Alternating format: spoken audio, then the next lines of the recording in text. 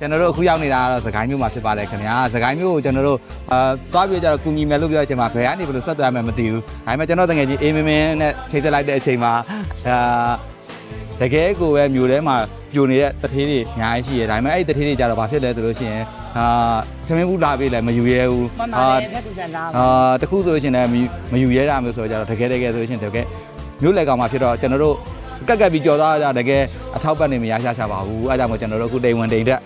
ဒါကျွန်တော်တကယ်လိုက်ကူပေးတာပါဒီရင်ကတော့ဘယ်လောက်ပြတ်သွားတာဒီအိမ်ရဲ့ပိုင်ရှင်ကဘယ်ဟာကျွန်တော်အခုမန္တလေးမှာသွားပြီးတဲ့အချိန်မှာကျလဲအိမ်ပြက်တွေတွေ့တာများတယ်ဒါပေမဲ့အဲ့အိမ်ရဲ့ပိုင်ရှင်ကဘယ်သူမှမသိတဲ့အချိန်ကျအဲ့အိမ်ရှိမှရှိတဲ့သူကိုသွားပြီးတော့ကြလဲတကယ်အိမ်ရှင်ဟုတ်မောကလည်းခက်ပြန်ရောအဲ့တော့ဒီလိုစကိုင်းလိုမျိုးကြတော့အကုန်လုံးကတယောက်နဲ့တယောက်သိနေကြဆိုတော့နော်မျိုးခံအနေနဲ့ပြရတာပေါ့ဟုတ်တယ်ဆိုတော့တကယ်ရဲ့ထိတွေ့မှုတကယ်ရောက်မဲ့နေရာတို့တေချာပေါက်ရောက်သွားတကယ်လိုအပ်နေတဲ့လူတွေလက်ထက်ကိုဓာတ်ရိုက်ရောက်သွားတာပေါ့နော်ဟုတ်ကဲ့ဟုတ်ပါတယ်စကိုင်းမှာလာလူချင်းတဲ့ချင်းဒါအောင်ထူးစားတော့ဇက်ကနော်အောင်ထူးခမ်းမနဲ့ဖောက်တော့ဆိုင်အေးမင်းဖြစ်ပါတယ်တကယ်ချင်းဖုန်းနံပါတ်ဟော39 0911 2099တက်ပေးပါနော်အဲ့လိုချိန်သက်လို့ရပါတယ်ခင်ဗျာ